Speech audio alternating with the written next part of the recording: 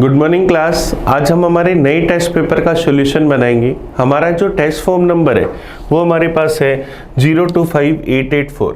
ये हमारे पास CGL exam की टेस्ट सीरीज है जिसमें मैथ्स के टोटल 25 क्वेश्चंस आते हैं। तो हम इन 25 क्वेश्चंस का एनालाइज करते हैं आज के पेपर को स्टार्ट आज के पहले क्वेश्चन से। पहला क्वेश्चन ये रहा हमारी स्क्रीन पर। ABC start a business. A invested 1/3 as much as B invested. B invested 2 times of what C invested. If they made a profit of 5500, then A's profit is. तीन partner है A, B, C। हमें कह रहे हैं कि C ने जितना invest करा B ने C से 2 गुना इन्वेस्ट करा और A ने B का 1/3। तो अगर मैं कहूँ कि B ने C से 2 गुना निवेश करा, C ने 3 निवेश करा, तो B ने इसका डबल 6 निवेश करा और A ने B के निवेश का 1/3 निवेश करा। 6 का 1/3 क्या आ जाएगा 2। तो ABC तीनों की मनी का रेशो क्या 2:6:3।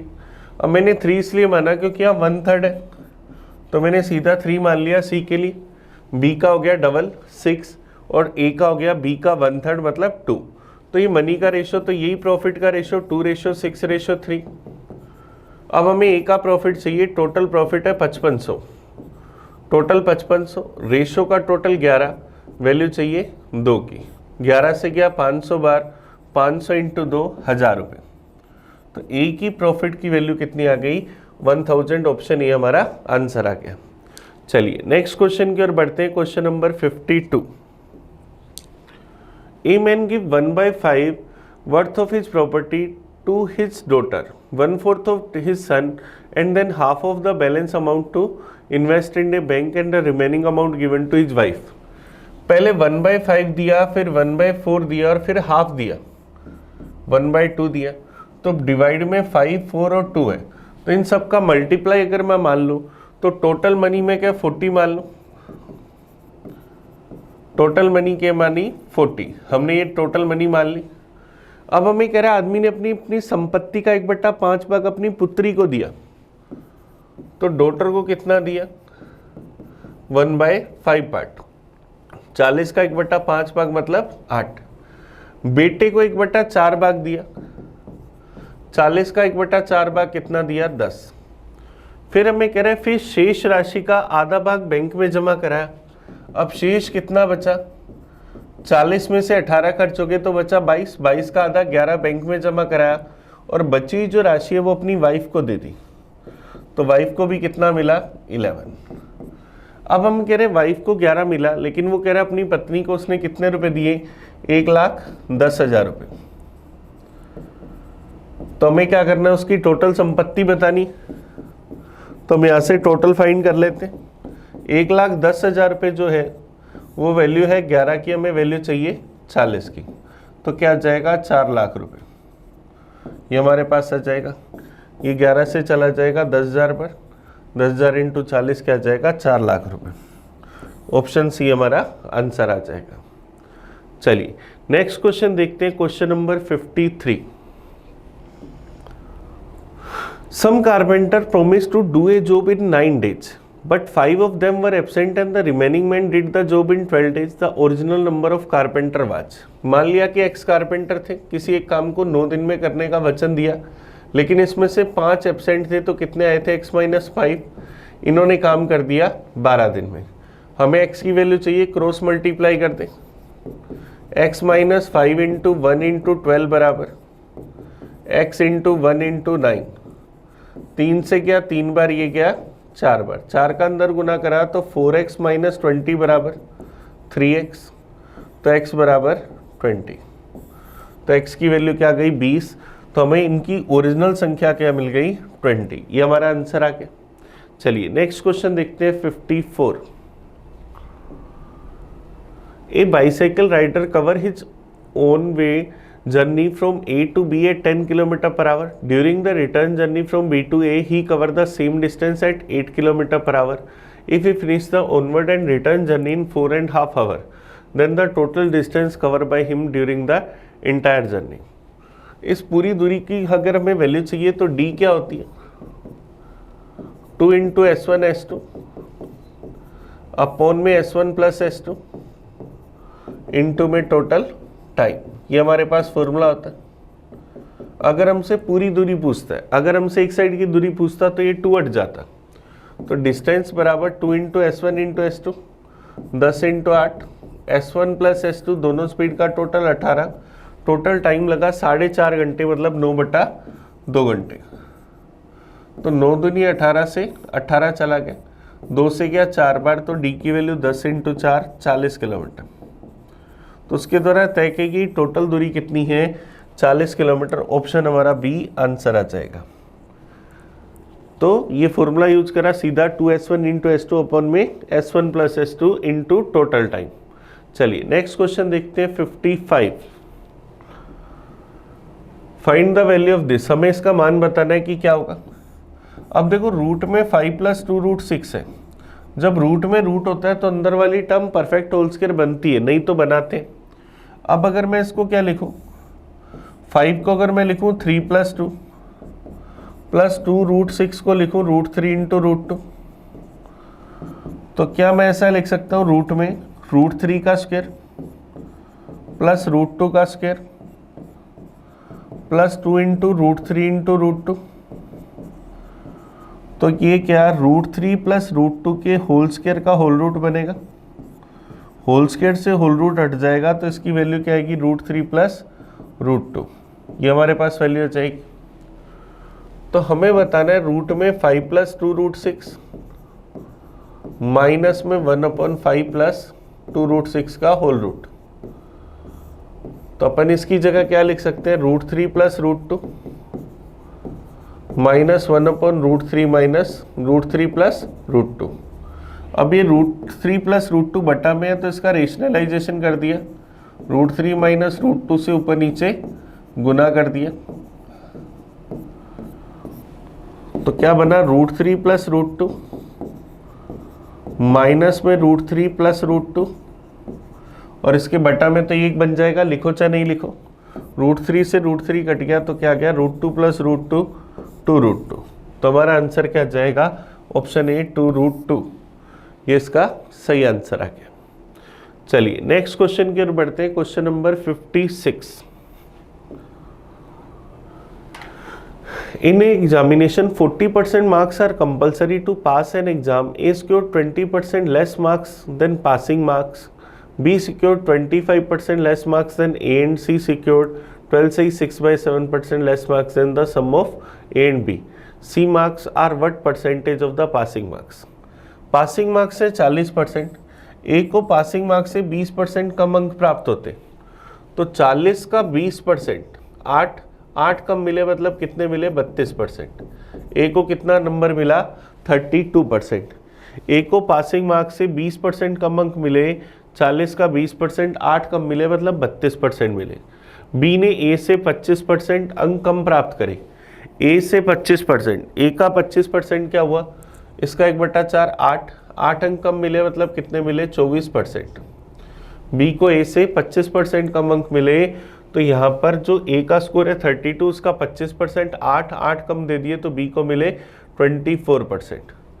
अब सी को क्या करें, इन दोनों के टोटल के कुल अंकों का इतना परसेंट कम अंक प्राप्त हुए, दोनों के अंकों का टोटल 56 का कितना परसेंट कम मिला 12/7 84, 90/7%।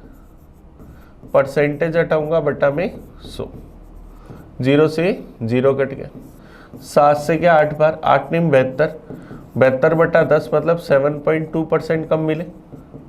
दोनों का टोटल था 56 में से अगर मैं 7.2 घटा दूं तो क्या जाएगा 48.8% नंबर मिले। 56 माइनस 7.2 करा तो 48.8% नंबर मिले। अब सी को 48.8% नंबर मिले, वो कह रहा है कि सी के अंक जो है पासिंग मार्क्स का कितना परसेंट है, तो 48.8%, 40 का कितना परसेंट है, परसेंटेज में चाहिए, इंटू करा 100% से, ये परसेंटेज से परसेंटेज गया, पॉइंट हटाया 0, 2 0 से 2 0 कट गए, 488/4 क्या जाएगा 122%। तो सी के मार्क्स जो है वो पासिंग मार्क्स का कितना परसेंट है 122%। ऑप्शन बी हमारा आंसर आ गया। चलिए नेक्स्ट क्वेश्चन देखते हैं, question number 57।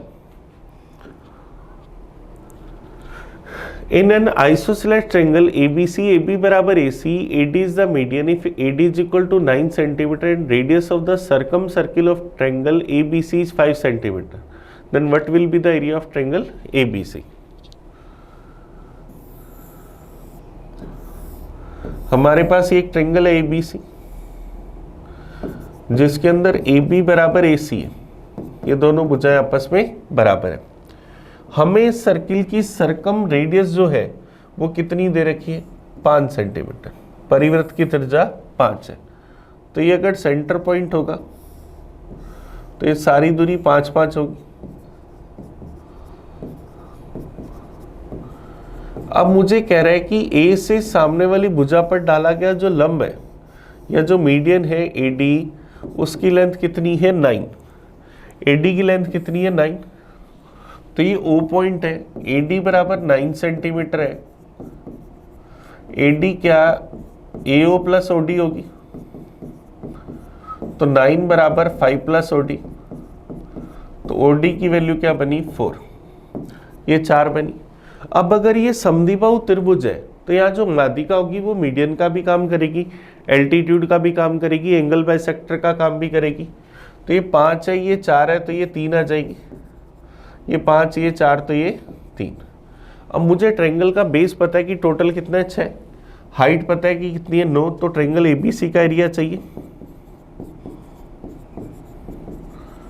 1/2 base into height.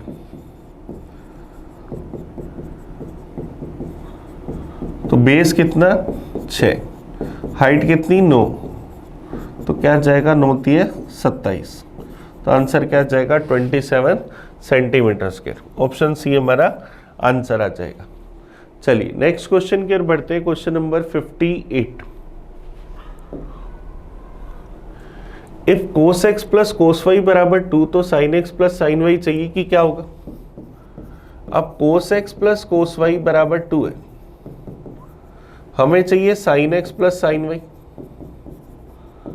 अब cos x plus cos y 2 कब होगा, जब एंगल x बराबर y बराबर क्या होगा 0 डिग्री, क्योंकि cos थीटा की रेंज होती है -1 से +1, तो दोनों अगर 1-1 होंगे तो कब होंगे, जब ये 0 डिग्री होगा। और 0 डिग्री पर साइन 0 डिग्री की वैल्यू 0 होती है, तो 0 + 0 आंसर क्या जाएगा 0, तो sin x प्लस y की वैल्यू क्या आई 0। ऑप्शन ए हमारा आंसर आ गया।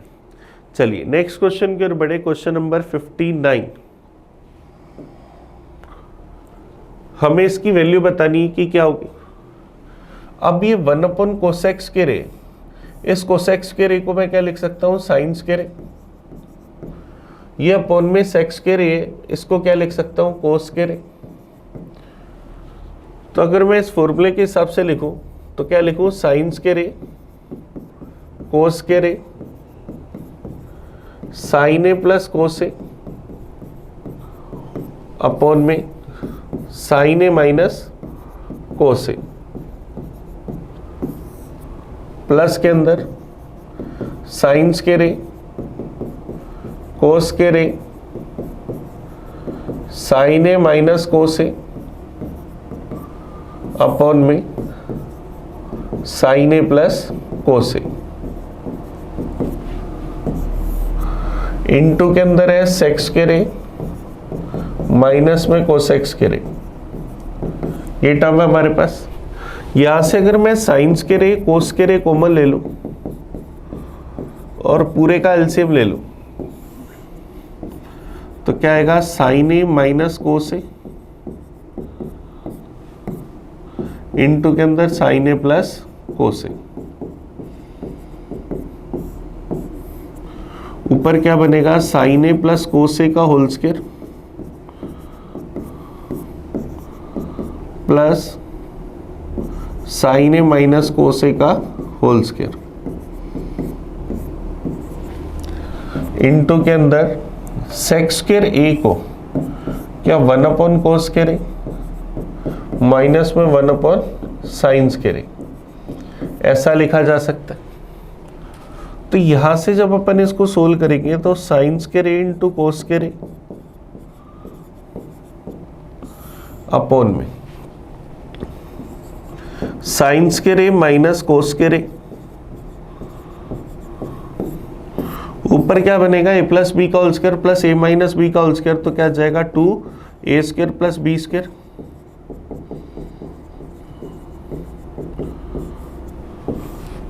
और यह इंटू में अगर मैं इसका एलसीएम ले लूं तो क्या आएगा, sin² a cos² a। ऊपर क्या जाएगा, sin² a minus cos² a। तो ये टर्म इससे कट जाएगी, ये टर्म इससे कट जाएगी, और ये 1 होता है तो 2 इंटू 1 आंसर क्या गया 2। तो हमारा आंसर क्या जाएगा, ऑप्शन सी इसका सही आंसर। आप चाहते तो एक ही जगह 45 डिग्री भी रख लेते, तब भी आपका आंसर आ जाता। चलिए नेक्स्ट क्वेश्चन देखते हैं। क्वेश्चन नंबर हमारे पास 45 रखने पर तो आंसर आने में दिक्कत होती, 30 डिग्री रख लेते। चलिए नेक्स्ट देखते हैं question number 60। If height, lateral surface area and volume of a cone is A, B, C respectively, then the value of this। हमें इस टर्म की वैल्यू बतानी है कि क्या होगी। अब देखो हमें हाइट दे रखी है A, हाइट हमें दे रखी है A, B दे रखा है lateral surface area. Lateral surface area क्या होगा, पाई आर एल। इसकी वैल्यू क्या दे रखी है B, तो B क्या हो जाएगा, पाई आर एल की जगह मैं क्या लिख सकता हूँ, रूट में r² प्लस h²। तो b की वैल्यू क्या जाएगी, पाई आर रूट में r² प्लस a²। और वॉल्यूम है c, तो वॉल्यूम क्या होगा, 1/3 पाई r² h, h की जगह मतलब a, ये हमें दे रखा है। अब r की वैल्यू हम लोगों को दे रखी है 1 में रूट में पाई है, तो r² की वैल्यू 1 पाई है, r² की वैल्यू 1 पाई है। अब मुझे जो फाइंड करना है अपन उसको लिख लेते हैं। 9 पाई c² a³ माइनस में 3 a² b² c plus 27 c³ plus 24 c। हमें इसकी वैल्यू बतानी। 9 पाई c², ये c है, इसका स्क्वायर अगर मैं करूंगा तो क्या जाएगा 1/9 पाई r² की जगह तो क्या लिखूंगा, r² की वैल्यू मेरे पास ये है तो इसका स्क्वायर करूंगा तो 1/π² a² इंटू में a²। तो मैं लिखूंगा 1/9 π², r² की जगह मैंने लिख दिया तो उसका स्क्वायर करूंगा तो क्या जाएगा 1/π² a² इंटू में a² इंटू में a³। ये हमारे पास आया। अब पहले इसी टर्म को सोल्व कर लेते। 9 से 9 गया, π² से π² गया, a² से a² गया, तो हमारे पास इस टर्म को सोल्व करके ऊपर क्या बचा, पाई a³। ऊपर क्या बचा, पाई a³ माइनस में 3a² b²। अब अगर मैं इसका स्क्वायर करूंगा तो मेरे पास क्या आएगा, π²। r² की जगह मैं लिख दूंगा 1/π। अब इसका स्क्वायर करूंगा तो ये रूट हट जाएगा, 1/π प्लस a²। ये मेरे पास आ जाएगा। ये मेरे पास b की वैल्यू आ गई। इंटू में c, इसी के इंटू में क्या आएगा 1/3 पाई r² की जगह 1/π इंटू में h की जगह a, ये हम लिख सकते। चलिए अब इसको सोल्व कर लेते। पाई से पाई a कट गया, 3 से 3 कट गया, पाई a से पाई a की एक पावर कट गई, तो माइनस में मेरे पास क्या आया, पाई a। अंदर अगर एलसीएम ले लूंगा तो अपोन में आएगा पाई a 1 प्लस पाई a³। ये हमारे पास आ जाएगा, तो ये पाई a से पाई a कट जाएगा। चलिए नेक्स्ट टर्म की ओर बढ़ते। 27 c³ c³ हमारे पास क्या होगा, c की वैल्यू हमें पता है ये रही। हम इसका अगर क्यूब करेंगे तो 1/3 का क्यूब 1/27, पाई का क्यूब r² 1/π इसका क्यूब करूंगा तो 1/π³ a³। a का क्यूब करूंगा a क्यूब, ये आया मेरे पास। तो यहाँ से 27 से 27 गया, पाई क्यूब से पाई क्यूब गया, a क्यूब से a क्यूब गया, तो क्या बचा +1, प्लस क्या आया 24c, c की वैल्यू 1/3 पाई, r स्क्वायर की जगह 1/πa और h की जगह a, पाई ए से पाई ए कट गया, 3 से गया 8 बार, ये हमारे पास है। तो क्या आएगा पाई ए क्यूब -1 माइनस पाई ए क्यूब +1 +8, ये कट गया, पाई ए क्यूब से पाई ए क्यूब कट गया, क्या बचा 8। तो हमारा आंसर क्या आ जाएगा, ऑप्शन डी। चलिए नेक्स्ट क्वेश्चन की ओर बढ़ते हैं, question number 61। A cylindrical can whose base is horizontal and its inner radius is 3.5 centimeter containing sufficient water so that when a solid sphere is placed inside, water just cover the sphere. The sphere fits in the can exactly the depth of water in the can before the sphere was put in. हमारे पास ये cylinder है, इसके अंदर हमने एक spare रखा जो इसके अंदर एग्जैक्टली फिट हो रहा है और ये पानी से पूरा डूब जाना चाहिए, पानी से पूरा डूब जाना चाहिए। हमें इस बेलनाकार डिब्बे की आंतरिक त्रिज्या दे रखी है 3.5 सेंटीमीटर, तो हाइट क्या होगी 7 सेंटीमीटर। अब हमें इनिशियली बताना है कि इसमें पानी कितना था, तो पूरे सिलेंडर का वॉल्यूम मेरे पास क्या होगा, पाई r स्क्वायर इंटू h। इसमें से अगर मैं स्पेयर का वॉल्यूम घटा दूं 4/3 पाई r क्यूब, तो मेरे पास इस सिलेंडर में पहले जितना पानी था उसका वॉल्यूम आ जाएगा।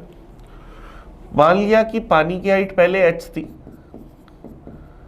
तो वॉल्यूम क्या आएगा पाई r स्क्वायर h, ये मेरे पास आ जाएगा, ये मेरे पास वैल्यू आ जाएगी। मुझे इस h की वैल्यू चाहिए, मेन बस ये लाइन लिखना है। अब पाई इंटू 7/2 सब में जगह काट दूं, 7/2 का स्क्वायर कॉमन लेकर, तो मेरे पास क्या बचेगा 7 - 4/3 इंटू 7/2 बराबर क्या आ जाएगा h।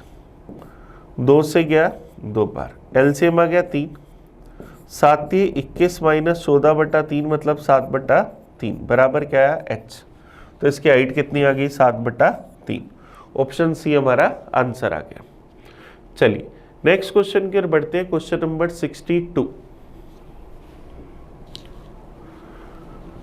हमें इसकी वैल्यू बतानी है, ये टर्म हमें दे रखी है 12x - 4/x plus 12y - 4/y plus 12z - 4/z बराबर 0। इसको लिखा 12x/x - 4/x plus 12y/y - 4/y plus 12z - 4/z बराबर 0। तो क्या बना 12 माइनस में 4/x plus 12 - 4/y plus 12 - 4/z बराबर 0।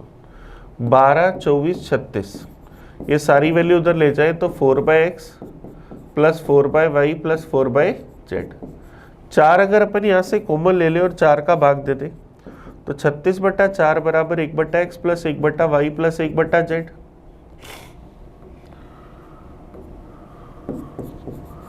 तो बराबर हमारे पास क्या जाएगा,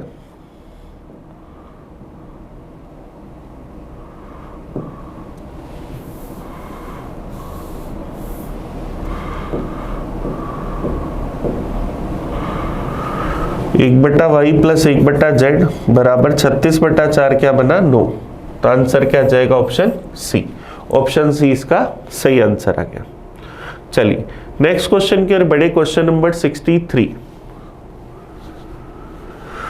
A person invested some amount at the rate of 12% simple interest and some other amount at the rate of 10% simple interest. He received yearly interest of 130, but if he had interchanged the amounts, he would have received 4 rupees more as the interest.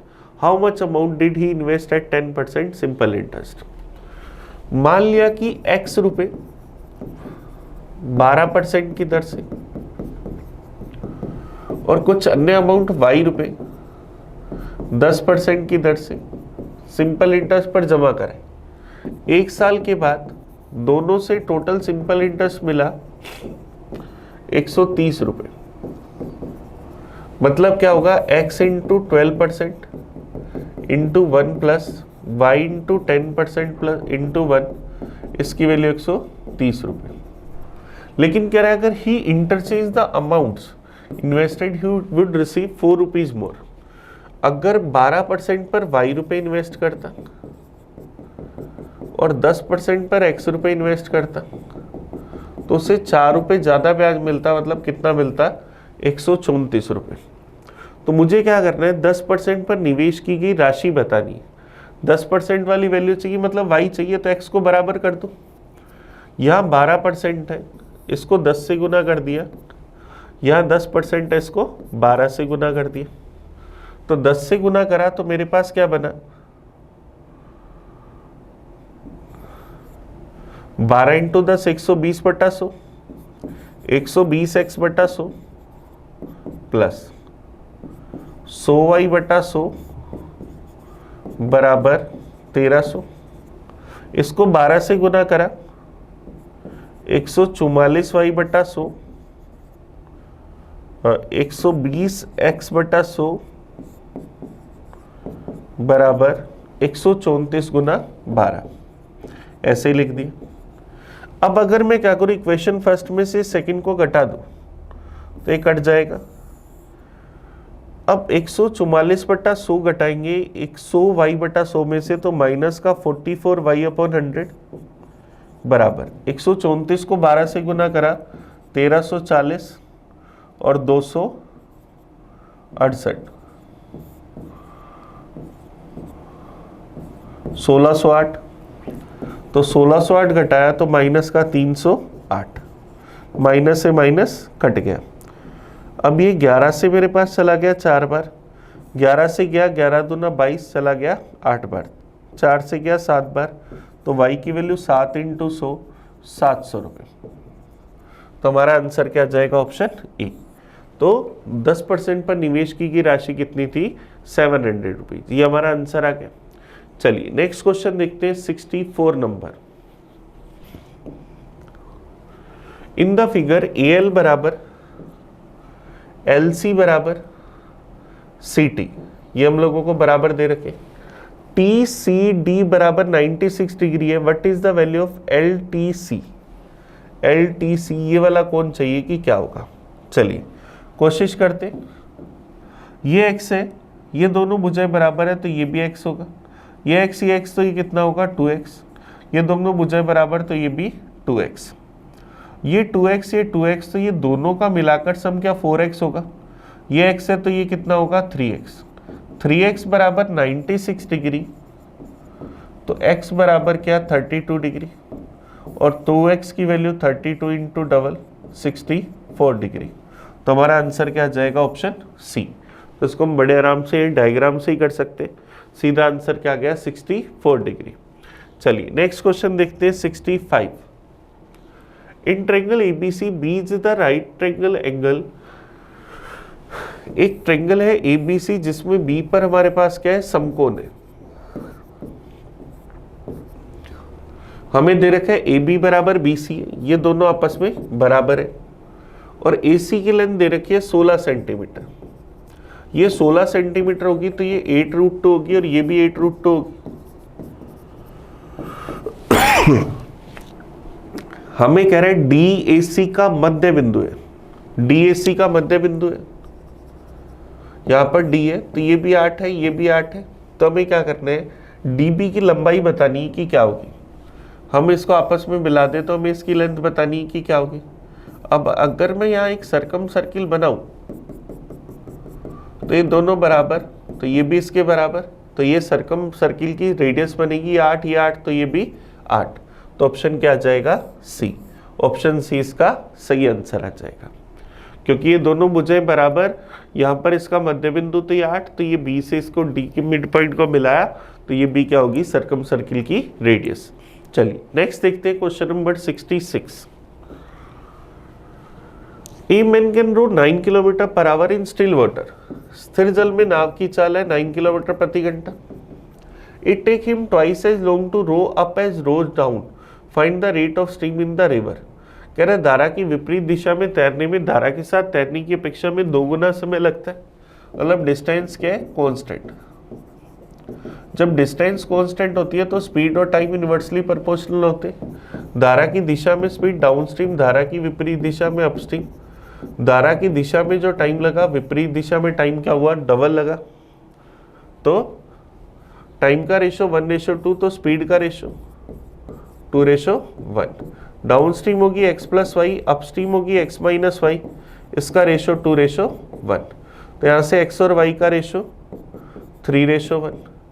x की value 9 kilometre per our, 3 की value 9 kilometre per our, तो 1 की value 3 kilometre per our. तो नदी में धारा की गति क्या है? 3 kilometre per our. Option A हमारा आंसर आ गया।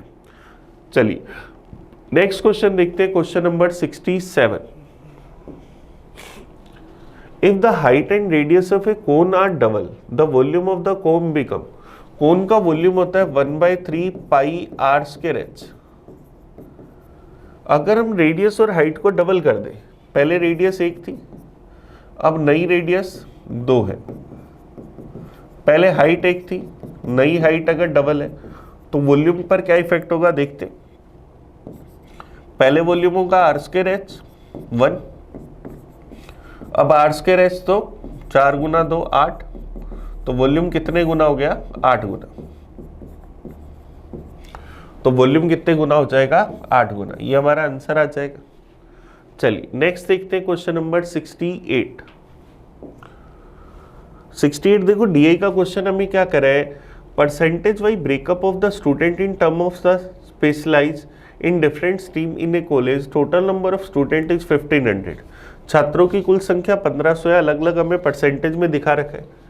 आर्ट में नामांकित छात्रों का कॉमर्स में नामांकित छात्रों से क्या अनुपात है? आर्ट्स और कॉमर्स, इन दोनों में जो स्टूडेंट एनरोल है उनका रेशो चाहिए।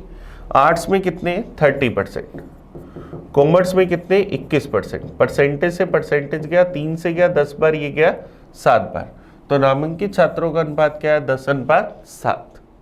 चलिए नेक्स्ट क्वेश्चन की ओर बढ़ते हैं, क्वेश्चन नंबर 69। आर्ट के छात्र आईटी के छात्रों का कितना परसेंट है?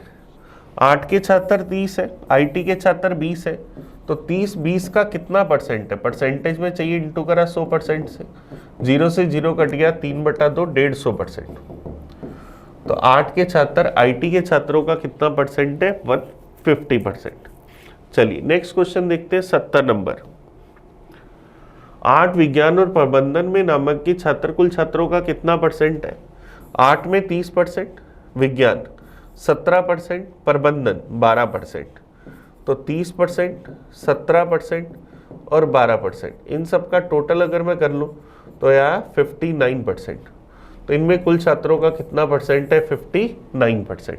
ऑप्शन ए हमारा आंसर आ गया। चलिए नेक्स्ट क्वेश्चन की ओर बढ़ते हैं, क्वेश्चन नंबर 71।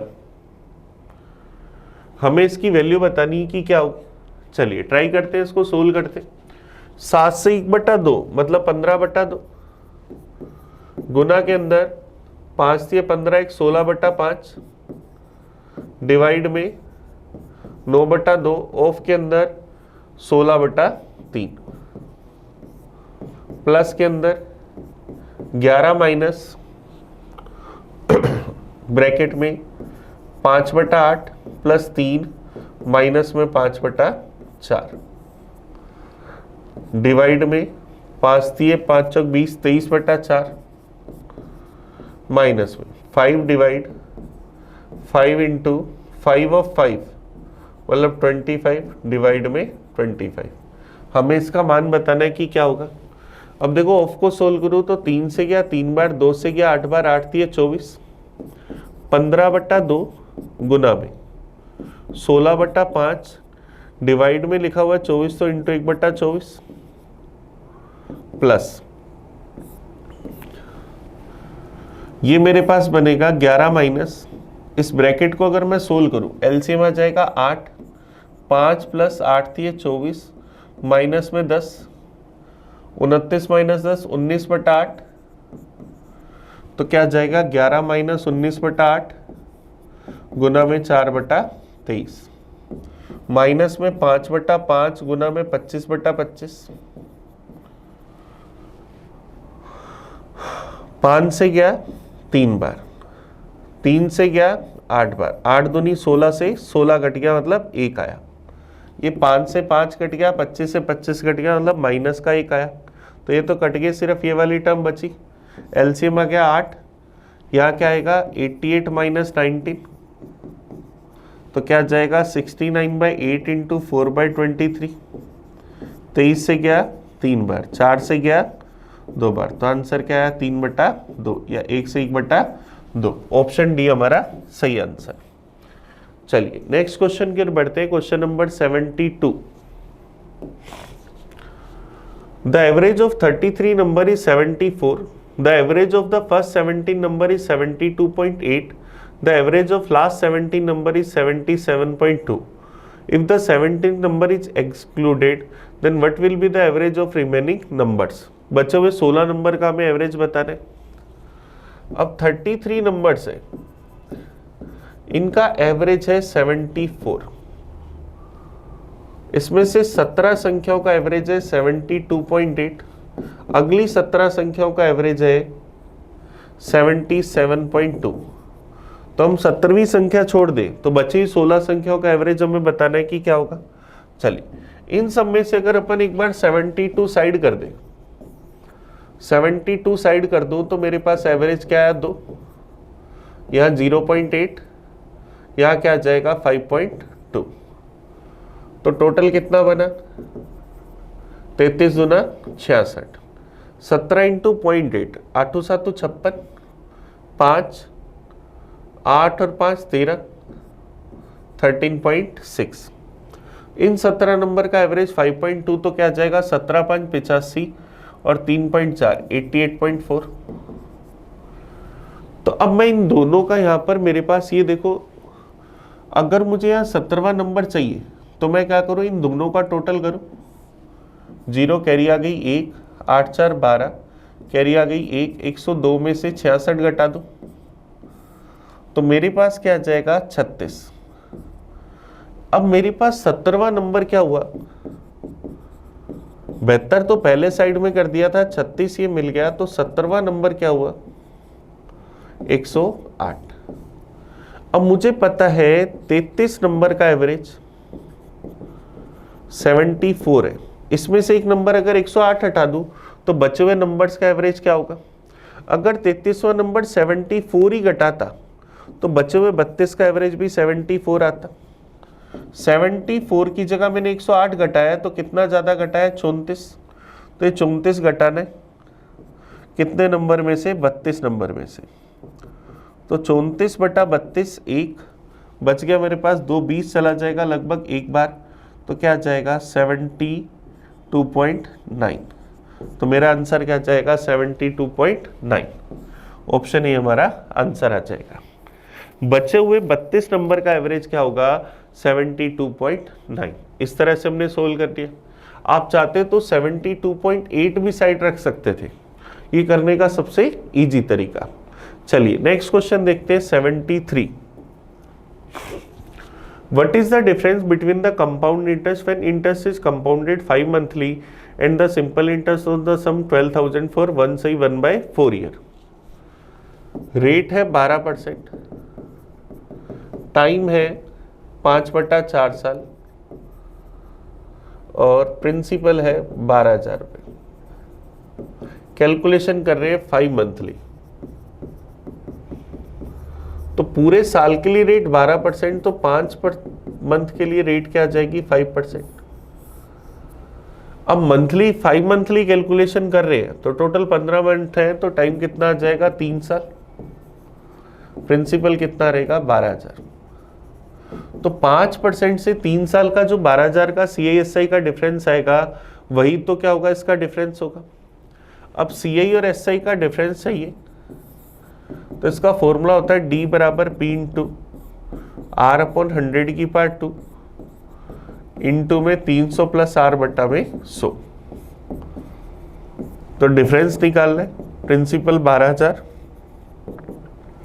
5 बटा 100 का स्क्वायर मतलब 1 बटा 20 का स्क्वायर गुना में 305 बटा 100, ऐसा हम लिख सकते हैं।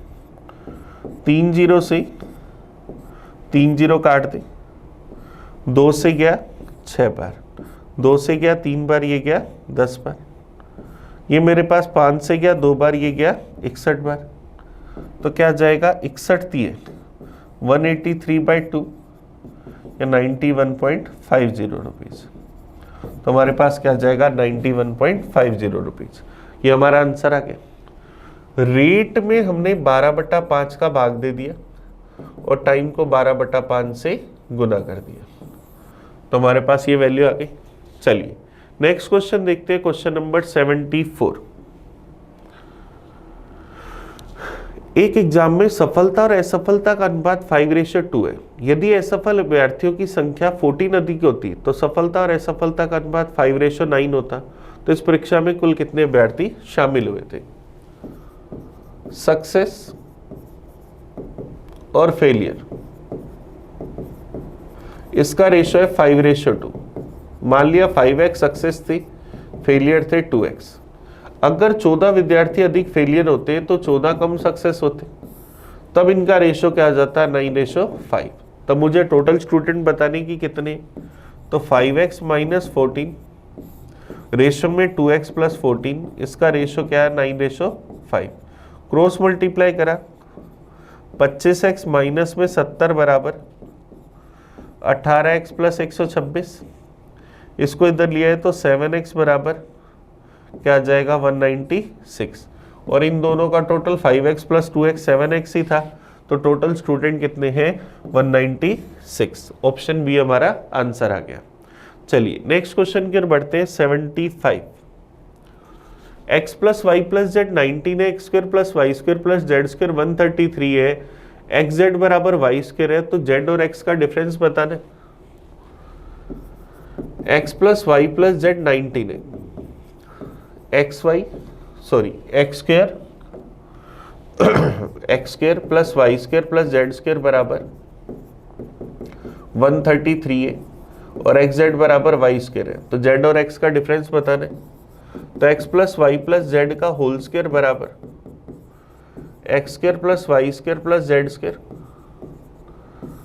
Plus 2 X Y Y Z और जेड एक्स, ये हम लोगों के पास है। 19 का square 361, 133 plus 2 into X Y Y Z Z X, ये 133 इधर आती माइनस का, 11 में से 3 गए 8, 5 में से 3 गए 2, और 3 में से गया 228, 228 बटा 2 बराबर X Y Y Z Z X, तो क्या बना 114। अब जेड एक्स की जगह अगर मैं वाई स्क्वायर रख दूं, पूरे में से वाई कॉमन ले लूं, तो X plus Y plus Z बराबर 114, तो y इंटू इन सब का टोटल 19 बराबर 114, तो y की वैल्यू 6। अब y की वैल्यू अगर 6, y की वैल्यू यहाँ 6 रख दो, तो x प्लस जेड कितना बनेगा 19 माइनस 6 13, x प्लस जेड कितना बना 13, और y की वैल्यू अगर मैं 6 रख दूँ तो एक्स जेड की वैल्यू 6 का स्क्वायर 36, यहाँ भी 6 का स्क्वायर रख दूँ तो 36। कोई दो ऐसी वैल्यू जिनका मल्टीप्लाई 36 और टोटल 13 हो, 4 और 9, तो 4 और 9 तो z और x के बीच का अंतर 9 माइनस 4, तो आंसर क्या आ जाएगा 5। ऑप्शन ए हमारा आंसर आ जाएगा। तो चलिए हमने क्या करा, पेपर के पूरे 25 क्वेश्चंस का एनालाइज करा। आप इस वीडियो को बड़े अच्छे से देखना, कहीं भी कोई डाउट हो, कोई कन्फ्यूजन हो तो मुझे कमेंट करके बताना। हम मिलेंगे अगले पेपर में नए सॉल्यूशन के साथ, तब तक थैंक यू। मैं आपका अपना प्रिंस, पढ़ते रहे। Thank you.